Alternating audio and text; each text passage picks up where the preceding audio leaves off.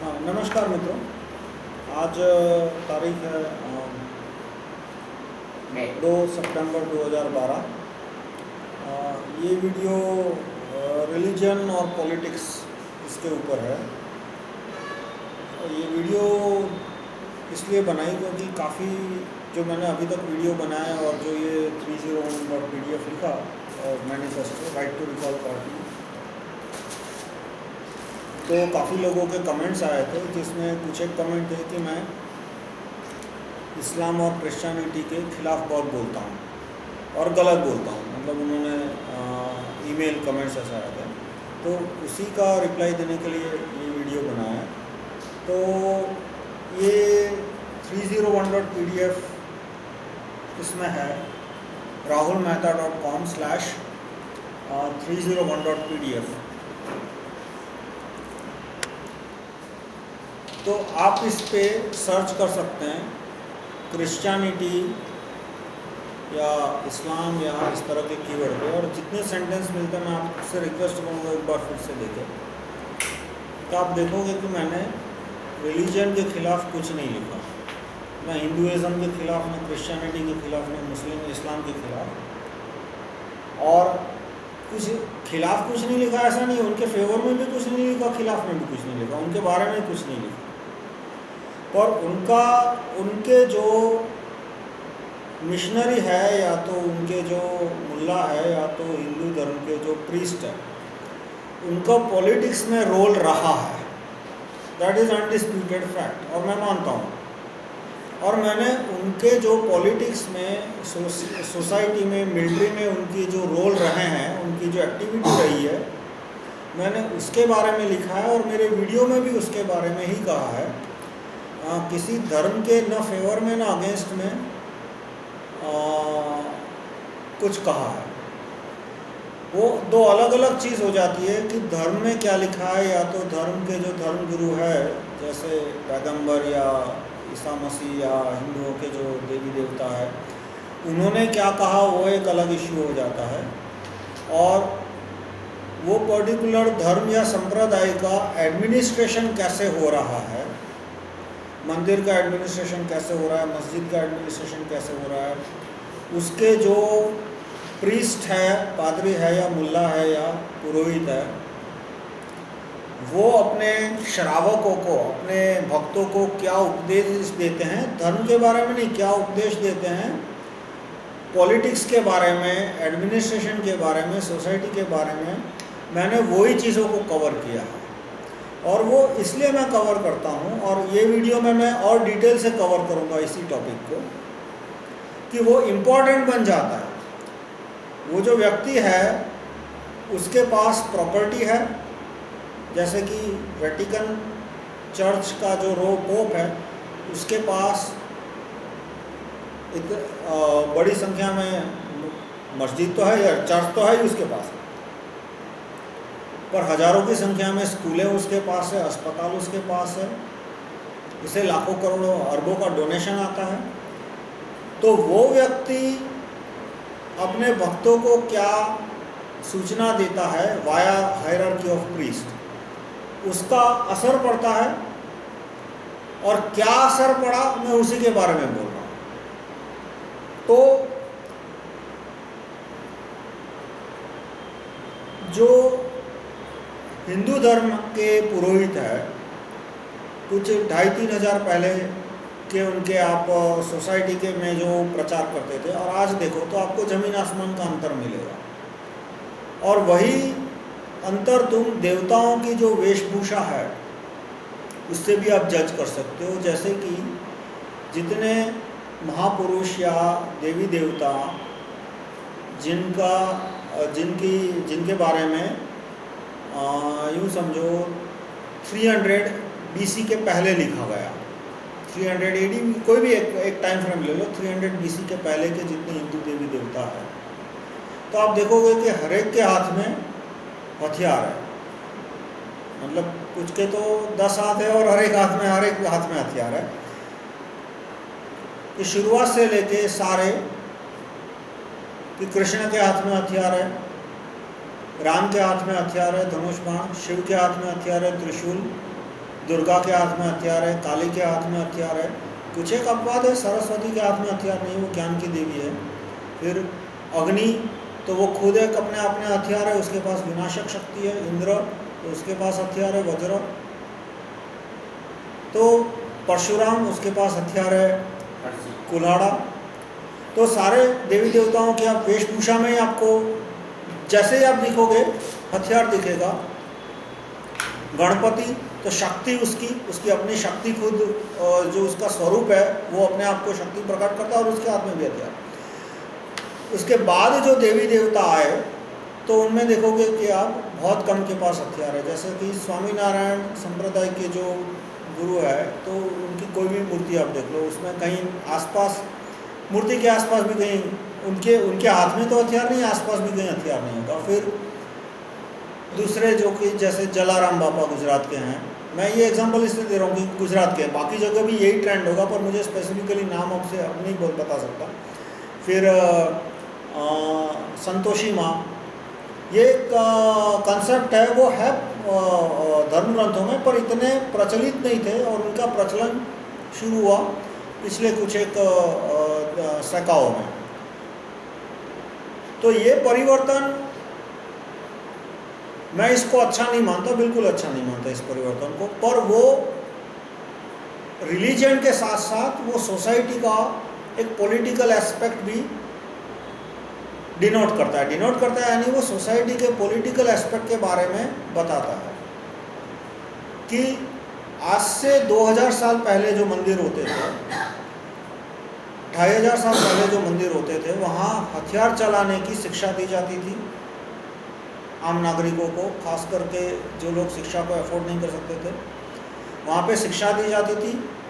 पुरोहित शब्द का अर्थ ही इसी से पढ़ा है, नाम ही इसी से पढ़ा है, परहित यानी कि जो दूसरों के हित के बारे में सोचता है। तो जो मंदिर थे वो बड़े पैमाने पे कम्युनिटी और मिलिट्री ट्रेनिंग दोनों, कम्युनिटी वेलफेयर यानी शिक्षा का काम, दवाई का काम, वृद्ध व्यक्ति को सहारा देने का काम, old age home etcetera, welfare के साथ साथ वो बड़े पैमाने पे सैनिक शिक्षा देने का काम भी करते थे। और अलग मिलिट्री स्कूल भी होते थे, लेकिन वो सैनिक शिक्षा को प्रोत्साहन देते थे कि व्यक्ति को सैनिक बनना चाहिए, व्यक्ति को हथियारों का सम्मान करना चाहिए, व्यक्ति को हथियार धारण करने चाहिए, ये सारी बातें कही जाती थी।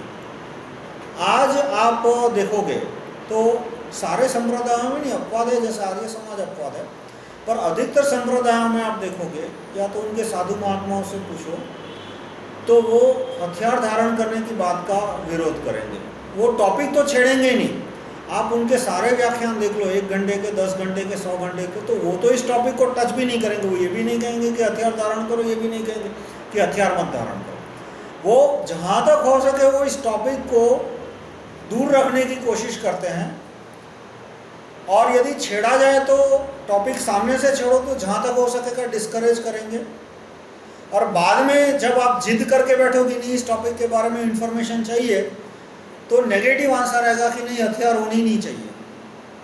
अब पूरी दुनिया में हथियार खत्म हो जाए तो अलग बात है, पर वो उस 10 साल में तो होने नहीं वाला, मुझे नहीं पता। आज तो वो स्थिति नहीं है और 10 साल तक तो नहीं होगी, 10 साल के बाद होगी तो मुझे पता नहीं। 10 साल के बाद अमेरिका ये हथियार कम कर देता है तो हम भी हथियार कम करने की बात सोचते हैं। लेकिन आज की स्थिति में देखो तो अमेरिका के पास इतने सारे हथियार है, चीन के पास इतने सारे हथियार है, पाकिस्तान के है वो हथियार खरीद रहा है, उसके पास बनाने की क्षमता नहीं है, बनाने की क्षमता होती तो वो बना के हम पे उपयोग भी करता। तो ऐसी परिस्थिति में हथियारों का महत्व समझाना वो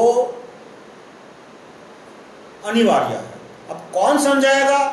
मैं कहूँगा कि ये जिम्मेदारी पुरोहितों की होनी चाहिए, मैं बोलता हूँ नहीं होनी चाहिए। उनको जिम्मेदारी नहीं लेनी है तो कैसे ज़बरदस्ती थोपी जाए? वो गवर्नमेंट ऑफिसर तो है नहीं कि मैं उसे कहूँ कि भाई ये काम करना पड़ेगा वरना लोग तुझे नौकरी से निकाल देंगे, वो तो प्राइवेट आदमी है।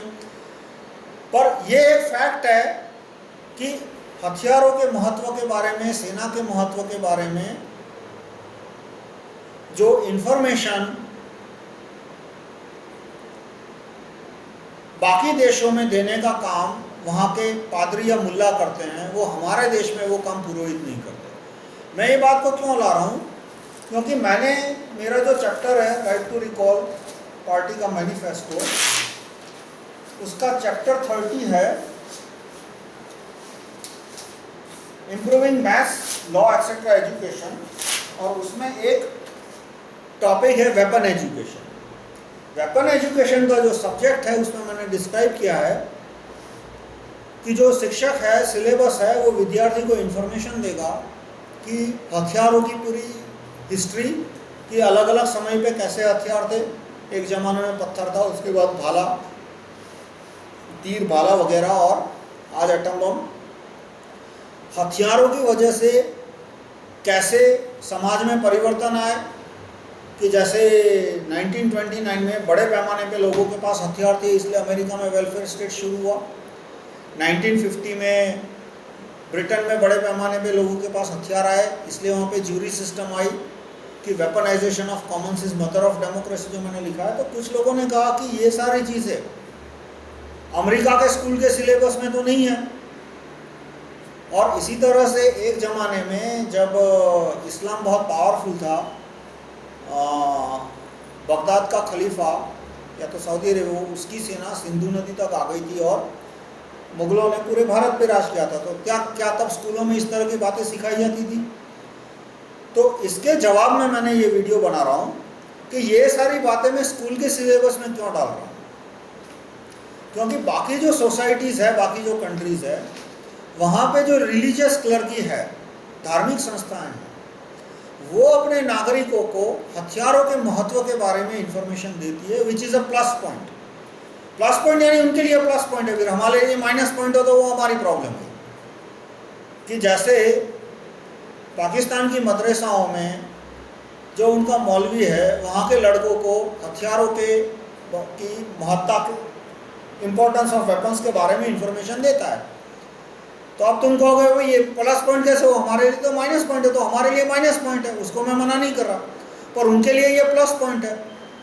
अब वो लोग ये काम कर रहे हैं, हम यहाँ पे लड़कों को, युवाओं को वेपन्स का इंफॉर्मेशन नहीं दे रहे, क्योंकि ये काम उनके मौलवी कर रहे हैं, हमारे साधु नहीं कर रहे हैं। और इसलिए हमें हमारे स्कूल के सिलेबस में रखने की ज़रूरत है। आखिर स्कूल के सिलेबस में कौन सी चीज़ रखनी ज़रूरी है?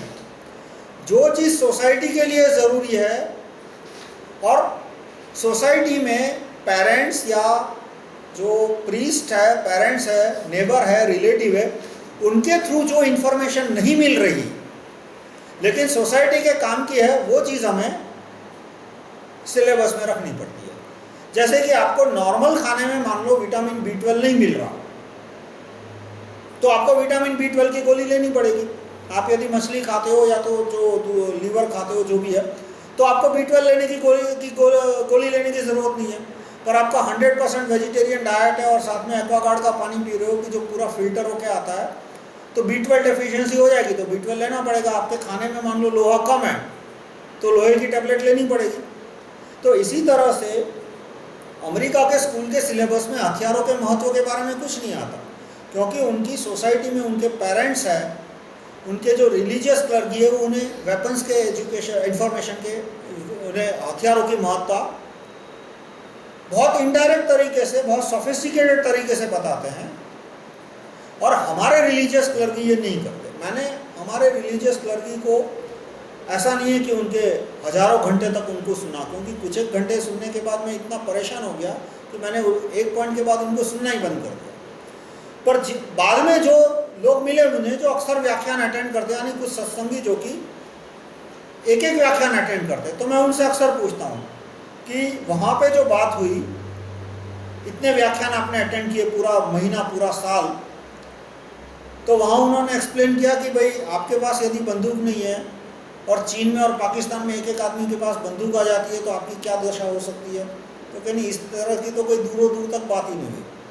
फिर उन्होंने कहीं करप्शन और इस तरह की कई बात की कि भाई कौन से कानून से करप्शन कम हुआ, तो नहीं, वहाँ तो यही कहा जाता है कि भाई करप्शन है, वो आदमी की कमजोरी है, तुम सुधर जाओ। यदि हर एक आदमी सुधर जाएगा तो भ्रष्टाचार बंद हो जाएगा। तो वो तो है कि भाई हर एक आदमी यदि सुधर जाएगा तो पुलिस की ज़रूरत नहीं पड़ेगी, अदालत की ज़रूरत नहीं पड़ेगी। पर सोसाइटी में 100 लोग हैं और 2 लोग कहते हैं कि नहीं, मुझे क्राइम करना ही करना है, तो क्वेश्चन है कि अब बाकी 98 लोग क्या करें? समस्या का, यदि 100 लोगों का गांव है और एक आइसोलेटेड आइलैंड में रहते हैं और वहाँ 100 के 100 लोग तय करते हैं कि मुझे क्राइम नहीं करता, तो पुलिस की ज़रूरत नहीं पड़ेगी, अदालत की ज़रूरत नहीं पड़ेगी। पर मान लो 100 नहीं पर 10,000 का गांव है और उनमें से 100 लोग तय करते हैं कि भाई मुझे मेहनत नहीं करनी है, मुझे कुछ कमाना नहीं है, कुछ मेहनत नहीं करनी है, मैं दूसरा आदमी कमाएगा मैं उसका छीन के खाऊंगा। तो पहले दिन तो यदि बाकी 9,900 यदि उसको प्रतिकार नहीं करेंगे तो उनका पेट भर जाएगा, तो दूसरे दिन वो और लूटेंगे। एक पॉइंट के बाद वो इतने शक्तिशाली हो जाएंगे कि वो दूसरों को गुलाम बना देंगे। तो ये समस्या हल करने के लिए जब चोर लूटने आता है या तो गुलाम बनाने की, एक पॉइंट के बाद बहुत ज़्यादा शक्तिशाली होने के बाद गुलाम बनाने की कोशिश करता है, तब उसका प्रतिकार कैसे करे, या तो उसको कैसे आइडेंटिफाई करे, प्रूव कैसे करे कि उसने चोरी की है या नहीं। तो उसके लिए महात्माओं ने क्या उपदेश दिए, या तो क्या व्याख्यान में उन्होंने क्या क्या इन्फॉर्मेशन दी। तो कि इस टॉपिक के बारे में कोई इन्फॉर्मेशन नहीं दी कि सोसाइटी में चोर कमिट मतलब गिन के बांध के तय करके चोरी कर रहा है तो उसको कैसे सजा दी जाए, कैसे पकड़ा जाए। तो कि इस बारे में कुछ नहीं कहा, यही कहा कि भाई चोर के पकड़ के यहाँ ले आओ, उपदेश दो, और उपदेश सुनने के बाद वो चोरी करना बंद कर देगा। पहले तो वो आएगा या नहीं वही गारंटी नहीं, और मान लो आ भी गया तो उपदेश सुन लेगा, उसका क्या जाता है, 2 घंटे वेस्ट हो गए तो ठीक है, पर उपदेश सुनने के बाद वो चोरी नहीं करेगा। यदि इस तरह सुनते हैं व्याख्यान, हाँ वो सारे देखो जो नेता भ्रष्टाचारी नेता या भ्रष्टाचारी न्यायाधीश है वो भी सारे आके व्याख्यान सुनते, तो ऐसा थोड़ा है कि व्याख्यान सुनने के बाद उनकी प्रकृति बदल जाती है। तो एडमिनिस्ट्रेशन के बारे में जो इन्फॉर्मेशन देनी चाहिए वो ज़ीरो है। ये काम यूरोप में क्लर्गी में नहीं था, वहाँ पे कुछ जगह क्लर्गी खुद जज होते थे। बाद में ज्यूरी सिस्टम आने के बाद ये प्रणाली का खत्म हो गई, लेकिन यूरोप में जो जज थे वो ये प्रीस्ट थे, वो ये नहीं कहते थे कि भाई भगवान उसको बदला देगा, भगवान उसका बुरा करेगा, मतलब जो होगा वो ठीक ही होगा या तो अगले जन्म में उसको पाप का फल मिलेगा। वो एक पॉइंट लेते थे कि भाई इस आदमी ने क्राइम किया है तो उसको दंड देने का काम हमारा है, हमारा फर्ज बनता है, और उसको वो सजा करते थे। तो बहुत सारी जगह पे प्रीस्ट खुद जज बने हैं, अदालत चलाते थे, और इस पॉइंट पे उनका सामंतों से झगड़ा भी होता था। कुछ जगह सामंत बोलते थे नहीं अदालत हम चलाएंगे, कुछ जगह प्रीस्ट कहते थे नहीं हम चलाएंगे। कुछ जगह प्रीस्ट अपनी सेना भी रखते थे, अपनी पुलिस भी रखते थे वहाँ पे सोसाइटी में लॉ एंड ऑर्डर मेंटेन करने के लिए। और इस तरह से क्योंकि ये सारे काम करते थे, वो अपने भक्तों को, सत्संगियों को ये सारी इन्फॉर्मेशन भी देते थे कि हम ये क्यों कर रहे हैं, क्यों ये करना जरूरी है, इसके ये नहीं करोगे तो सोसाइटी की क्या परिस्थिति हो सकती है। तो इस तरह से administration of society, administration of military की ज़रूरत, हथियारों की ज़रूरत, ये सारी चीज़ें धर्म में इनबिल्ट है ऐसा मैं नहीं कहता। मैं फिर से कहता हूँ ये क्रिश्चियनिटी का कोई बेसिक कंपोनेंट नहीं है, न ही हथियारों के बारे में बात न करना वो भी हिंदू धर्म का कोई बेसिक कंपोनेंट नहीं है। पर जो पर्टिकुलर धर्म के जो पादरी थे उन्होंने इस तरह से रखा कि भाई ये काम हम करेंगे और हम करने वाले हैं। जैसे कि मस्जिदों में, काफ़ी मस्जिदों में अब तो जब अदालतें आ गई और इस तरह के आने के बाद कम हो गया कि जो मस्जिद का मुल्ला होता है वो उस सोसाइटी का लोकल जज भी होता है, और वो जिम्मेदारी लेता है कि वो सोसाइटी में लॉ एंड ऑर्डर रखेगा। लॉ एंड ऑर्डर मेंटेन करने के लिए उसको जो भी पुलिस रखनी पड़ती है वो पुलिस रखता है, शरिया कोर्ट जिसको बोलते हैं। अभी तो वो इलीगल है, पर जब लीगल थी तब उन्होंने ये सारे काम किए थे। जज का काम, कमिश्नर का काम, लॉ एंड ऑर्डर मेंटेन करने का काम, फैसले देने का काम, दो लोगों के बीच में सिविल केस है या क्रिमिनल केस है तो फैसला देने का काम, और ये सारी जिम्मेदारियां पादरियों, हिंदू धर्म में पुरोहित ने कहा कि ये सारे हम इसमें से हम एक भी काम नहीं करेंगे। न हम सोसाइटी के हमारे जो भक्त हैं उनको हथियारों के महत्व के बारे में समझाएंगे, न उन्हें हथियार चलाने की ट्रेनिंग देंगे। जैसे कि 700 AD से लेके जब इस्लाम के आक्रमण यूरोप पे शुरू हुए, 700 AD से लेके लगातार 1200 AD तक जो प्रीस्ट थे यूरोप में वो हथियार चलाने का शिक्षण देते थे। मस्जिदों में हथियार चलाने का शिक्षण देने की प्रणाली का तो पैगंबर के समय से है। उन्होंने ये प्रणालिका शुरू की थी कि हथियारों का शिक्षण देना चाहिए।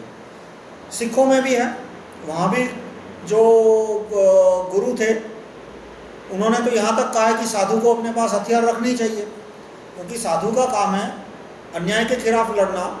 तो क्या नेल कटर से लड़ोगे? इसलिए जो कटार और तलवार है वो रखना कंपलसरी है कि अन्याय के खिलाफ तुम्हारे पास तलवार होगी तो ही लड़ पाओगे। और आज के ज़माने में तलवार के बजाय बंदूक होनी चाहिए, आज के ज़माने हालात को देखते हुए। पर ये सारे प्लस पॉइंट जो सिख धर्म में है, इस्लाम में है, क्रिश्चियनिटी में है, वो हिंदुओं के बहुत सारे संप्रदायों में नहीं है। अब क्यों नहीं है उसके फिर अब बहुत लंबे कारण हो जाएंगे। इसमें धर्म की कहीं कमी नहीं आती, न ही मैं कहता हूं कि वहां के धर्म में कोई इतना बड़ा प्लस पॉइंट था। ये प्लस पॉइंट वहां के पादरियों ने डाला है, न ये माइनस पॉइंट है, ये प्लस पॉइंट है। यानी ये सोसाइटी के लिए इंपॉर्टेंट चीज़ है कि सोसाइटी में जो विद्यार्थी है, जो युवक है, जो युवक यानी युवक प्लस युवतियाँ दोनों, जो भी सोसाइटी में सारे नागरिक है, उनको हथियारों के इम्पोर्टेंस के बारे में पता चले, मिलिट्री के इम्पोर्टेंस के बारे में पता चले, टैक्टिक्स के बारे में पता चले। टैक्टिक्स यानी कि आज मान लो तुम्हारा देश फिर से गुलाम हो गया तो आप कैसे आज़ाद कराओगे? जो टेक्निक मान लो 200 साल पहले काम आई वो आज आएगी। 200 साल पहले जो टैक्टिक यूज़ की थी, जो कहते हैं कि भाई दुरात्मा गांधी ने चरखे घुमाए उससे आज़ादी मिल गई, क्या सचमुच उसकी वजह से आज़ादी मिली? अब किसी न किसी को तो ये इन्फॉर्मेशन देने का काम करना पड़ेगा। अब पुरोहित कहते हैं हमें ये काम नहीं करना। अधिकतर मैंने सत्संगियों से बात की, वो कहते हैं कि हमारे जो धर्म के व्याख्यान देने वाले हैं, धार्मिक नेता है, और ये बात मुझे सबने की, फिर वो वैष्णव हो, शैव हो, स्वामीनारायण हो, जलाराम के हो, या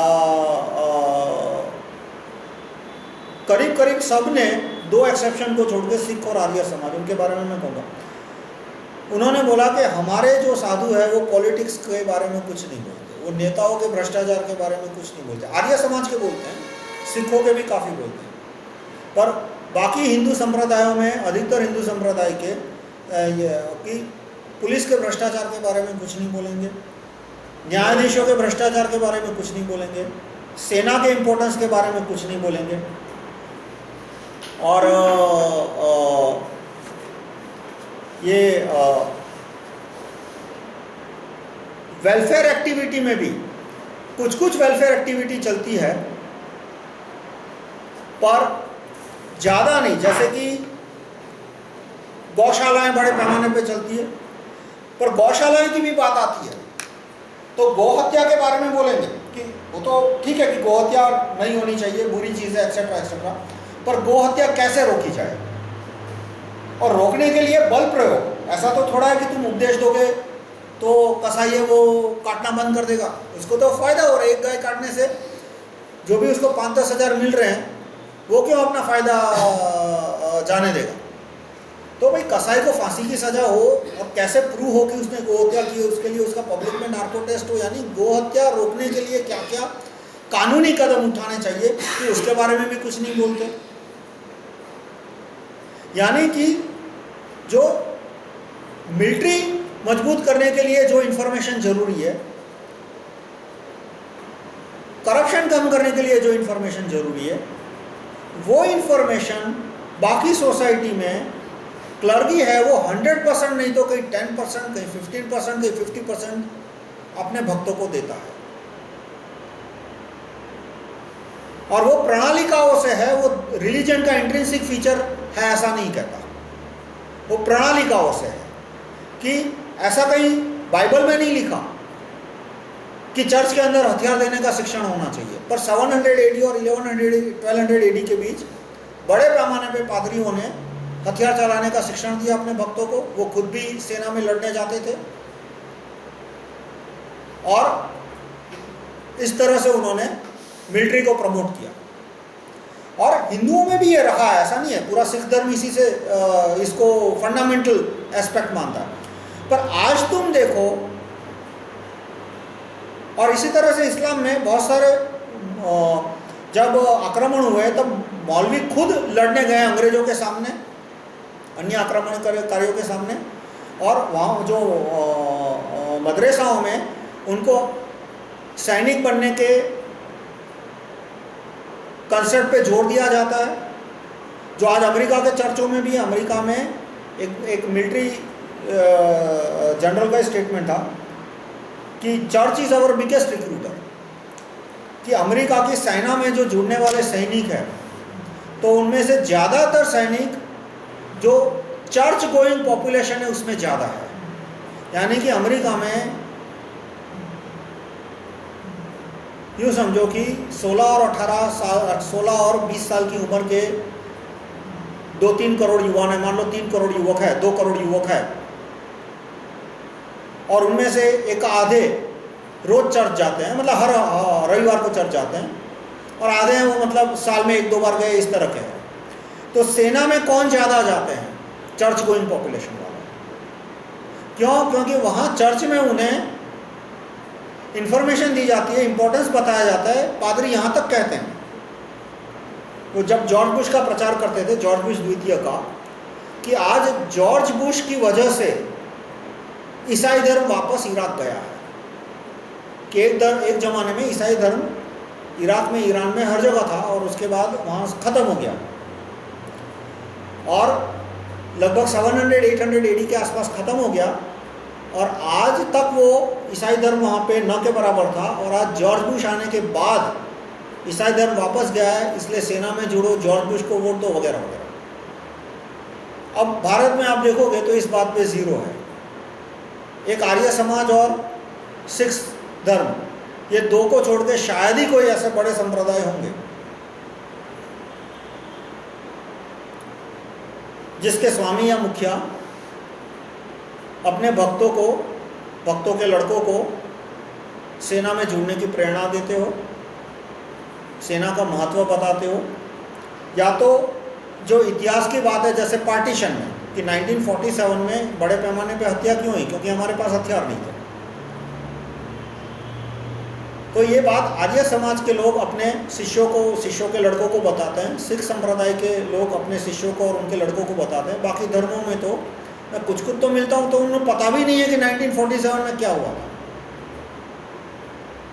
तो ये इंफॉर्मेशन का जो वैक्यूम है वो एजुकेशन के सिलेबस में हमें क्यों डालना चाहिए? क्योंकि सोसाइटी में ये इंफॉर्मेशन कोई नहीं दे रहा लड़कों को, और ये सोसाइटी के लिए इम्पोर्टेंट है। आज कभी कभी मैं जब हथियारों के महत्व के बारे में बात करता हूँ तो मेरे पास बीकॉम किए हुए, एमकॉम किए, एमएससी किए हुए लोग आते हैं, लड़के आते हैं, और वो बात सुन के बोलते हैं कि हाँ, ये हथियारों के महत्व में जो बात कही वो 100% लॉजिकल है, पर ये बात आज तक मैंने कभी पहले सुनी नहीं, सोची नहीं, देखी नहीं। क्यों नहीं देखी? क्योंकि उनकी पाठ्य पुस्तक में कहीं नहीं आता, उनके माता पिता और रिलेटिव ने भी कभी नहीं की, और वो जो उनके व्याख्यान अटेंड करते हैं अलग अलग उनके धर्म के संप्रदाय के, वहाँ भी किसी ने नहीं की। और उनके माता पिता और रिलेटिव को क्यों ये बात नहीं पता? क्योंकि उनके पाठ्य पुस्तकों में नहीं थी। उनमें से कुछ तो स्कूल गए ही नहीं थे, कॉलेज गए ही नहीं थे, और उनके धर्मगुरुओं ने भी नहीं कही। तो ये जो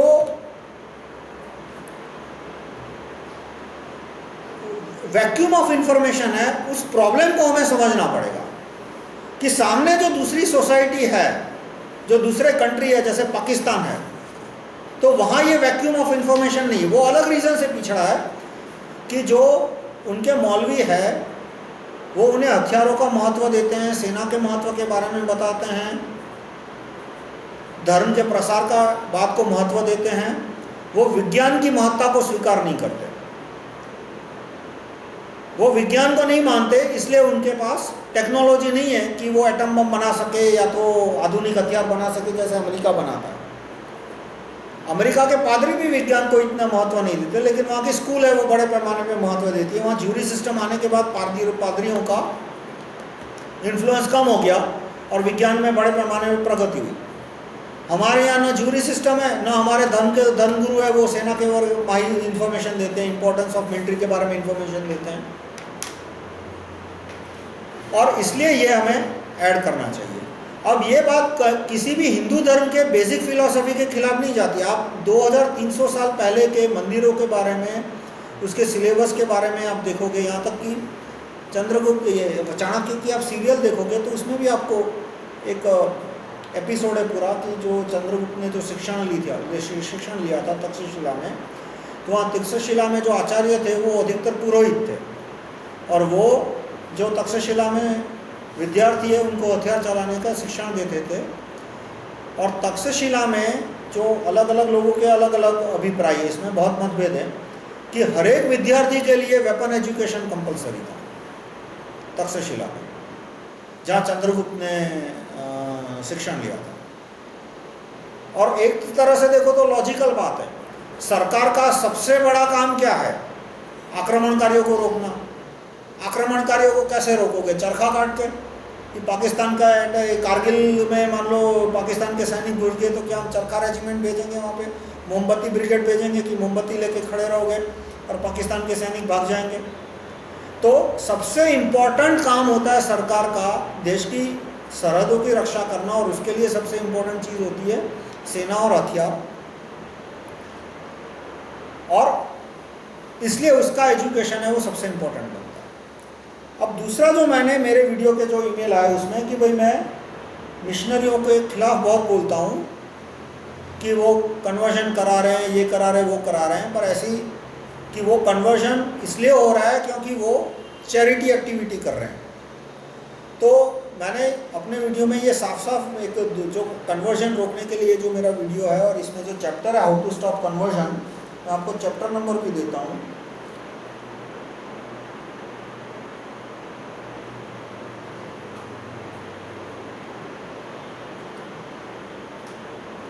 चैप्टर 47 rahulmehta.com/301.htm, उसमें chapter 47 reducing convergence without use of force और लीगल फोर्स। मतलब कानून बनाने के लिए बना दो कि कन्वर्जन नहीं हो, उस कानून का कोई अर्थ नहीं है। मैं अपने घर के अंदर किसकी मूर्ति की पूजा करूंगा वो तुम्हारे कंट्रोल में नहीं है, पुलिस के कंट्रोल में नहीं है, अदालत के कंट्रोल में कुछ नहीं है। और जब अमेरिका की सेना आएगी तब उस कानून को कौन इम्प्लीमेंट करेगा? कानून बनाने के लिए तो कुछ भी सद्दाम हुसैन ने और ये गद्दाफी ने बना दिए थे कानून, खदेड़ दिया था उन्होंने मिशनरी को। और जब अमेरिका की सेना ही आ गई है वहाँ पे तो उस सद्दाम हुसैन के कानून को कौन इम्प्लीमेंट करने वाला है? तो इस चैप्टर में मैंने लिखा है कि कन्वर्जन हो रहे हैं उसका सबसे बड़ा कारण गरीबी है, और गरीबी के कारण जिम्मेदार हम तुम लोग ही है, मतलब हमने अच्छे कानून नहीं बनाए इसलिए। तो एक ये भी पॉइंट आया था कि भाई इस तरह के कानून तो पश्चिम में भी बहुत बाद में बने, लेकिन पश्चिम में बहुत बाद में बने, लेकिन वहाँ के चर्च ने चैरिटी एक्टिविटी 1300 AD से शुरू कर दी थी।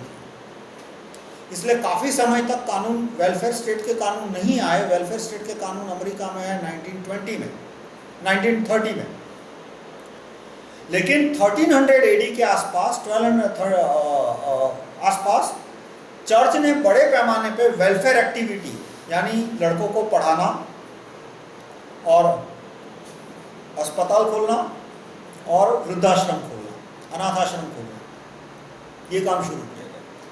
जो एक जमाने में मैंने जैसे कहा कि हिंदू मंदिरों में भी होता था कि पुरोहित शब्द का अर्थ इसी से हुआ है कि परहित, लेकिन वेलफेयर एक्टिविटी अब शुरू हो रही है, धीरे धीरे बढ़ रही है काफ़ी जगह पे। सत्य साई बाबा की काफ़ी वेलफेयर एक्टिविटी है, दूसरे भी ट्रस्टों के बारे में सुनता हूँ। पर तुम यदि कंपेयर करो कि जो अलग अलग धार्मिक संप्रदाय है तो वो कितने ऐसे स्कूल चला रहे हैं जहाँ पे महीने के 500,000 रुपए की फ़ी में, 500 रुपये की फ़ी में, 200 रुपये की फ़ी में अच्छा इंग्लिश एजुकेशन मिलता हो या अच्छा एजुकेशन मिलता हो, मैथ्स और साइंस का, चलो इंग्लिश का छोड़ो। देखो इंग्लिश एजुकेशन भी इम्पोर्टेंट है, क्योंकि पेरेंट ये सोचता है कि उसके लड़का यदि अंग्रेजी पढ़ेगा तो उसको अच्छी जॉब मिलेगी, और वो फैक्ट भी है। मैं फैक्ट क्यों बोलता हूँ कि जो इंग्लिश मीडियम में पास होते हैं लड़के, 12th पास या BA BCom, तो कॉल सेंटर में उनको जॉब मिलती है 12,000 15,000 की 1-2 साल के एक्सपीरियंस के बाद। जिनको अंग्रेजी नहीं आती ठीक से बोलना लिखना, उनको कम सैलरी मिलती है। तो इंग्लिश का इम्पोर्टेंस है वो फिर डिनाई नहीं कर सकते। फिर तुम्हारे पास कोई 5 वर्षीय योजना हो, 10 वर्षीय योजना हो, 50 वर्षीय योजना हो कि जिससे हिंदी या संस्कृत है वो सबको ओवरटेक कर जाएगी तो अलग बात है। आज का पेरेंट उसको एग्री नहीं करने वाला, वो अपना बच्चे का भविष्य इसी से देखेगा कि आज मार्केट में किस चीज़ की क्या वैल्यू है। तो जो 200 तो ऐसे मैं सैकड़ों लोगों से सुन चुका कि भाई ये मिशनरी स्कूल है जो कि 2000 रुपये की फ़ी लेता है महीने की, लेकिन साथ में दूसरी जगह पे ऐसे भी मिशनरी स्कूल है जो कि महीने की सिर्फ 200 रुपये की फ़ी लेते हैं। वो तो होगा, कुछ लोग बहुत अच्छी फैसिलिटी देते हैं, काफ़ी अच्छा मकान है, बिल्डिंग है, तो वहाँ पे फ़ी बहुत ज़्यादा होती है। लेकिन ऐसे भी है कि बहुत छोटे में शाला चलाते हैं बेसिक बैर मिनिमम फैसिलिटी पे और सिर्फ महीने की 200 रुपया 300 रुपया फ़ी लेते हैं, और वो भी कभी कभी माफ़ कर देते हैं। तो ऐसे हिंदू मिशनरी स्कूल कम है। अब कम क्यों है? क्योंकि उन्हें पैसा खर्च नहीं करना है। ऐसा तो नहीं है पैसे की कमी है, हिंदू मंदिरों में कोई पैसे की कमी नहीं है, उनको खर्च नहीं करना। अब इसका उपाय क्या है? तो मैं साफ साफ बोलता हूं कि मेरे पास पुरोहितों को सुधारने का कोई उपाय नहीं। उनके उद्देश्य से उनके भक्त नहीं सुधरे तो मेरे उद्देश्य से वो क्या सुधरेंगे? इसलिए मैंने जो सजेशन दिया वो 100% गवर्नमेंट ओरिएंटेड है कि गवर्नमेंट को right to recall district education officer, jury system over school staff, सात्य सिस्टम की भाई हर एक लड़के का हर महीने हर 15 दिन बाद एग्जाम होना चाहिए, और उसके जो मैथमेटिक्स में उसका स्कोर आता है उसके हिसाब से टीचर को पैसा मिलना चाहिए। ये सब मैंने लिखा है चैप्टर 30 में, improving maths science law education. तो और अमेरिका में भी एजुकेशन और हेल्थ, अमेरिका यानी अमेरिका और यूरोप दोनों, उसमें एक इम्प्रूवमेंट आया था जब चर्च ने ये काम बड़े पैमाने पे शुरू किया 1300 AD में। पर मेजर इम्प्रूवमेंट कब आया? मेजर इम्प्रूवमेंट आया 1930 के आसपास, कि जब गवर्नमेंट ने ये काम बड़े पैमाने पे नहीं 100% बेसिस पे करना शुरू किया। कि पहले चर्च थे वो स्कूल चलाते थे तो 10-20% लड़कों को वो एजुकेशन दे पाते थे, कहीं जगह तो उससे इनकम, कहीं जगह तो सिर्फ 5% 10%। और गवर्नमेंट ने ये काम बड़े पैमाने पे शुरू किया कि बड़े पैमाने पे यानी 100%, यानी कि हर एक लड़का स्कूल जाएगा,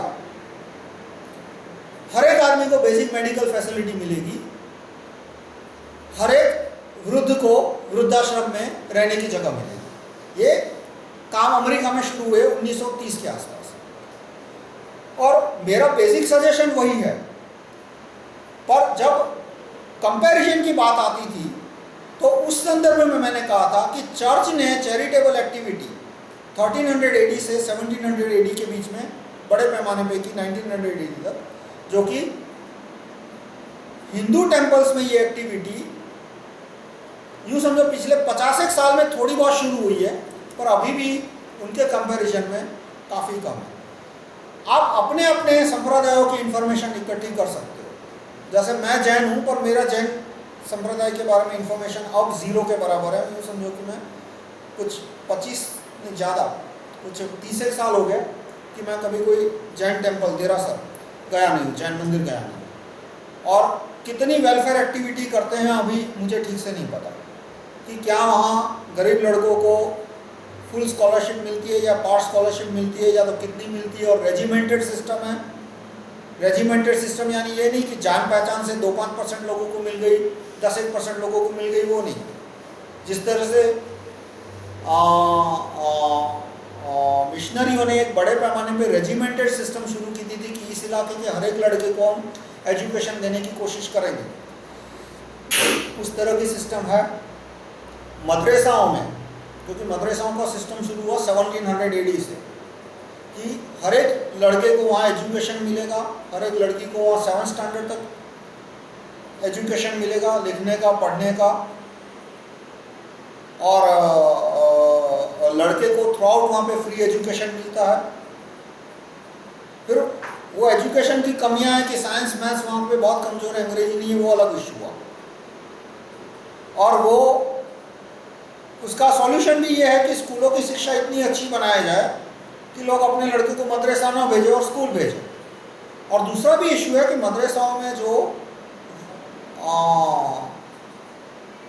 इस तरह के सिलेबस उनमें जो ऐसे टॉपिक है जो कि सोसाइटी से कंफर्म नहीं होते, उसको निकालने चाहिए। वो तो कॉन्स्टिट्यूशन में भी लिखा है कि फ्रीडम ऑफ रिलीजन का जो आर्टिकल है उसमें लिखा है कि with in acceptable social health and social practices, यानी मैं कोई धार्मिक संप्रदाय बनाता हूँ और उसमें मैं लिखता हूँ कि भाई नरबली होनी चाहिए, तो फ्रीडम ऑफ रिलीजन उसको एक्सेप्ट नहीं करेगा। With in permissible social health, वो एक लिमिट आ जाती है, यानी कहीं वायलेंस प्रीच हो रही है या communitarian violence, communal violence preach हो रही है, तो उसको रोका जा सकता है, रोकना चाहिए। पर पॉइंट अलग है। मेरा पॉइंट यह है कि एक बड़े पैमाने पे फ्री एजुकेशन देने की सिस्टम है और रेजिमेंटेड है। एक्सेप्शन नहीं कि एक मौलवी अच्छा आ गया और उसने फ्री एजुकेशन देना शुरू किया, दूसरे दिन कोई और मौलवी आ गया, उसको मूड नहीं हुआ तो उसने बंद करा दिया, ऐसा नहीं है। रेजिमेंटेड सिस्टम है जो कि सैकड़ों से चल रही है। इस तरह से हिंदू संप्रदाय में आपको कम मिलेगी। और इसलिए हमारे यहाँ ये जो एजुकेशन रिलेटेड कानून जो मैंने लिखे हैं, right to recall district education officer, वो ज़्यादा इंपॉर्टेंट हो जाता है। देखो, मैं रिलीजियस रिफॉर्म में बिलीव करता हूँ, पर उसके लिए मेरा कोई एजेंडा नहीं है। मैंने कोई कानून नहीं प्रपोज किया कि भाई किस तरह से हिंदू धर्म को सुधारा जाए या किस तरह से उसमें ये सारे प्लस पॉइंट लाया जाए या नेगेटिव पॉइंट हटाया जाए। मैं मानता हूँ कि सरकार सुधरेगी, अदालत सुधरेगी, वैसे अपने आप रिफॉर्मेशन होंगे। जैसे कि रिफॉर्मेशन जो यूरोप में शुरू हुआ, वो क्यों शुरू हुआ? वो ज्यूरी सिस्टम आने के बाद शुरू हुआ। ज्यूरी सिस्टम आने के बाद क्या हुआ कि ज्यूरी सिस्टम के बाद सामंत या पादरी या राजा नागरिक को दंड नहीं कर सकता, ना उसको जेल भेज सकता है, ना फांसी दे सकता है, ना उसको कोड़े मार सकता है, ना उसको फाइन लगा सकता है। सामंत, पादरी या राजा का अधिकारी सिर्फ आरोप तय करेगा और बाद में जो 12 लोगों की ज्यूरी आएगी वो कहेंगे कि इसको देना या नहीं, यानी नागरिक को सिक्योरिटी मिलेगी। कि पहले तो यह था कि यदि वो अपना धर्म बदलता है तो सीधा पादरी उसको मार सकता है, लेकिन अब पादरी को मारने के लिए पहले ज्यूरी को पूछना पड़ेगा। ज्यूरी मना कर देगी कि भाई उसने कोई सोसाइटी के खिलाफ काम नहीं किया, वो तेरे भगवान को नहीं मानता, उसकी मर्जी। तो उससे रिलीजियस फ्रीडम का कंसेप्ट शुरू हुआ। जैसे ही आदमी को धर्म बदलने की छूट मिली कि कैथोलिक है वो प्रोटेस्टेंट बन सकता है, तो कैथोलिक ने भी वेलफेयर एक्टिविटी शुरू कर दी और प्रोटेस्टेंट ने भी वेलफेयर एक्टिविटी शुरू कर दी, क्योंकि एक को आदमी खींचना था और दूसरे को जाने से रोकना था। तो जाने से रोकना था, उसने भी सोचा कि अब बल प्रयोग हो नहीं सकता क्योंकि ज्यूरी है, वो बल प्रयोग रोक देगी। तो इस तरह से वहाँ रिलीजियस रिफॉर्मेशन यानी धर्म का अपने आप में सुधार इसी तरह से शुरू हुआ, क्योंकि वहाँ कानूनी प्रक्रिया बदली, वहाँ ज्यूरी सिस्टम आई। और हमारे यहाँ भी कानूनी प्रक्रिया से ही ये बदला जा सकता है और बदल सकते हैं। कैसे? मैं आपको उदाहरण दूँ कि जगन्नाथपुरी में जो मंदिर है, जगन्नाथ टेम्पल उड़ीसा में, वहाँ के पुरोहित ने टीवी पे स्टेटमेंट दिया, यानी सबूत वबूत की कोई जरूरत नहीं है, कि हम दलितों को मंदिर में नहीं आने देंगे। इतना ही नहीं, कुछ एक साल पहले की घटना है कि एक दलित सांसद है, वो मंदिर में आया तो उसको रोकने की कोशिश की गई, और जब वो सांसद था तो मतलब ट्रस्टी ने सोचा कि अब इसको रोकूंगा तो पुलिस आएगी, बवाल हो जाएगा, तो उसको आने दिया। लेकिन वो जैसे ही गया मंदिर की पूरी दूध से सफाई की। अब दूध से सफाई करना वो अपमानजनक है। आम आदमी मंदिर में जाता है, मैं और उसकी सफाई सिर्फ झाड़ू पोता रेगुलर पानी से आता, और दलित एमपी आया और अब सफाई दूध से करने की जरूरत पड़ी, तो वो एक तरह का अपमान हुआ। पर जब उसने ये कहा, टीवी पे ये स्टेटमेंट दिया कि मैं दलितों को नहीं आने दूंगा, या जब उसने दूध से सफाई की, तो हाईकोर्ट का जो जज है, उड़ीसा हाईकोर्ट का, उसने मंदिर का जो टेम्पल का जो पुरोहित है, न उसके नाम का नोटिस भेजा, जेल में भेजने की बात तो जाने दो, पर उसके नाम का नोटिस भी नहीं निकाला, समझ भी नहीं निकाला। हाईकोर्ट के जज के पास पावर है कि वो सुओ मोटो एक्शन ले सकता है। अब मान लो किसी ने किसी की जेब काट दी, तो मैं नहीं कहूंगा कि हाईकोर्ट के जज को सुओ मोटो एक्शन लेना चाहिए, पर यह एक बड़े पैमाने पे हुआ था, पब्लिकली हुआ था और अखबारों में आया था, टीवी चैनल पे आया था। यानी ऐसा तो ये कहना कि भाई जज को क्या पता चलेगा, ऐसा नहीं है। कानून में कहीं नहीं लिखा कि जज सुओ मोटो एक्शन नहीं ले सकता। कानून में कहीं नहीं लिखा कि आरोपी जज के पास जाएगा तभी जज एक्शन लेगा। जज खुद एक्शन ले सकता है, तो हाईकोर्ट के जज ने क्यों समन्स नहीं निकाला, क्यों उस प्रीस्ट को सजा नहीं की? क्योंकि हमारे पास right to recall high court chief जज नहीं है। और दूसरा, जो हाईकोर्ट जज के जो वकील रिश्तेदार होते हैं वो टेम्पल ट्रस्टी के साथ बैठ के करोड़ों का बिजनेस करते हैं, दोनों होता है। जो आप बड़े मंदिरों के ट्रस्टियों के नाम देखो तो आपको दिखेंगे कि वो ट्रस्टियों और जजों का कितना अच्छा तालमेल है, मतलब जज के जो रिश्तेदार वकील है उनके कितना अच्छा उनके साथ उनका तालमेल है। तो इसकी वजह से एक मॉनेटरी एंगल भी है, और दूसरा कि मेरे को लोग मेरा क्या उखाड़ लेंगे, तो इसलिए हाईकोर्ट के जज ने एक्शन नहीं लिया। लेकिन यदि राइट टू रिकॉल हाईकोर्ट जज का ड्राफ्ट गैजेट में छपता है तो उड़ीसा में 35% दलित और आदिवासी है, बाकी 65% जो अपर कास्ट है ओबीसी है उनमें भी करीब करीब 40% बोलेंगे कि ये इस प्रकार का डिस्क्रिमिनेशन नहीं होना चाहिए। दो रीजन है, एक तो वो खुद इस डिस्क्रिमिनेशन को गलत मानते हैं, और दूसरा उन्हें भय भी है कि ऐसा डिस्क्रिमिनेशन चलता रहा तो लोग क्रिश्चियन बन जाएंगे और एक पॉइंट के बाद हमें मारने आएंगे, जो वो नेपाल में हो रहा है आजकल।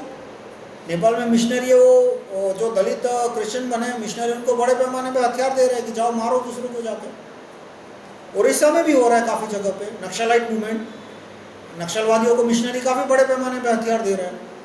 तो 35% आदिवासी और दलित तो बोलेंगे इस जज को निकालो, बाकी 65% में से भी 40-50% बोलेंगे कि जज को नौकरी से निकालो। इसलिए जब राइट टू रिकॉल हाईकोर्ट जज आएगा तो नौकरी जाने के भय से दूसरे मिनट हाईकोर्ट का जज है वो जैसा ही पुरोहित स्टेटमेंट देगा टीवी पे आएगा, आधे घंटे के अंदर उसके नाम का समन्स निकालेगा और कहेगा कि ये गुनाह यदि तुमने सचमुच किया है तो आके एक्सप्लेनेशन दो, और यदि ये क्राइम किया है तो तुमको 1 साल 2 साल 3 साल की जेल हो जाएगी। जो मैंने इसमें प्रपोज किया है कि पहली बार ऐसा होता है तो 6 महीने की जेल, दोबारा ऐसा करे तो 1 साल की जेल, फिर 2 साल की जेल, 3 साल की जेल, हर एक ऑफेंस पे 6-6 महीना बढ़ाते जाओ। तो जैसे ही जेल में जाने की और फाइनेंशियल फाइन आने की तलवार गले तक आएगी तो दूसरे ही मिनट पुरोहित बोल देगा कि मीडिया ने मेरे को गलत कोट किया था, वो खुद दलित की झोपड़ बस्ती मतलब बस्ती में जाके दलित को खींच के ले आएगा, वीडियोग्राफी कराएगा कि नहीं हमारे यहाँ देखो दलित आते हैं दर्शन करते हैं, कोई उनको रोकता नहीं है, तो मीडिया ने मेरे को गलत कोट किया था, जो भी है। तो इस तरह से जब राइट टू रिकॉल हाईकोर्ट जज का लॉ आएगा तो अपने आप ये सुधार आ जाएगा। मैं रिलीजियन रिफॉर्म के लिए कोई अलग इनिशिएटिव लेने की बात को नहीं मानता। Change in law is necessary and sufficient. कि यूरोप ने भी अपने धर्म की गलतियां इसी तरह से निकाली कि उन्होंने कानून बदले, और कानून बदलने के बाद पादरियों का पावर कम हो गया, और पावर कम होने के बाद अपने आप उनको अपनी गलतियां सुधारनी पड़ी। और इसी तरह से जब ज्यूरी सिस्टम आएगी, राइट टू रिकॉल हाईकोर्ट जज आएगा, तो अपने आप हमारे धर्म में ये जो कास्ट डिस्क्रिमिनेशन ये सब है वो कम हो जाएगा।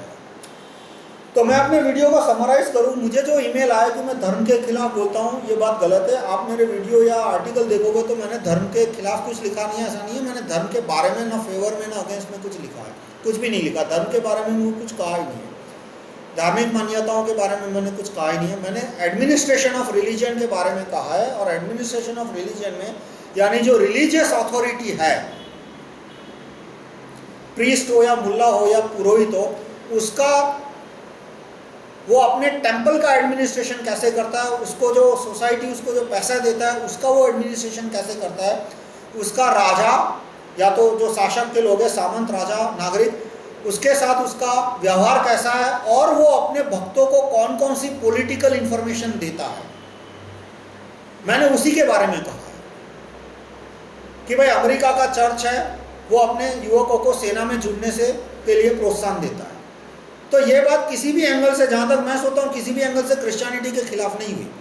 और मैंने क्रिश्चियनिटी के ना फेवर में कुछ कहा है ना अगेंस्ट में कहा है। मैंने फेवर में या अगेंस्ट जो भी कहा है, मैंने वो चर्च के पादरी के बारे में कहा। तो मैं आप जो भी वीडियो सुनने वाले हो, ये मैनिफेस्टो पढ़ने वाले, उनको ये क्लियर करना चाहता हूँ कि ये कमेंट किसी भी एंगल से रिलीजन के ऊपर कमेंट नहीं है।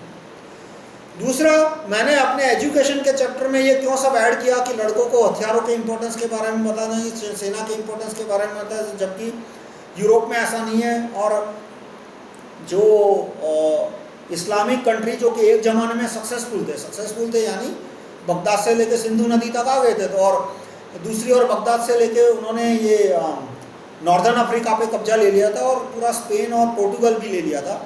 तो तब क्या इस तरह की इंफॉर्मेशन उनको दी जाती थी मदरसाओं में मिलिट्री एजुकेशन और इंफॉर्मेशन अबाउट टैक्टिक्स कि भाई कैसे दुश्मनों से डील करना चाहिए, वो सब बताया जाता है। और वो एक प्लस पॉइंट है, मतलब उनके लिए प्लस पॉइंट है, फिर हमारे लिए माइनस पॉइंट साबित हो रहा है तो वो हमारी गलती है। और वो चीज़ हमारे पुरोहित नहीं कर रहे हैं, अधिकतर सिखों में कर रहे हैं, आर्य समाज में कर रहे हैं, पर बाकी तो जैनों में तो नहीं कर रहे, इतना मैं गारंटी से बोलता हूँ। मैंने किसी जैन साधु को, शायद अब रिसेंट नया ट्रेंड शुरू हुआ तो पता नहीं, बाकी मैंने किसी जैन साधु को ये कहते हुए नहीं सुना कि भाई अच्छे भाले होंगे, अच्छे तलवार होंगे, अच्छे बंदूक होगी तो तुम अपने रक्षा कर पाओगे।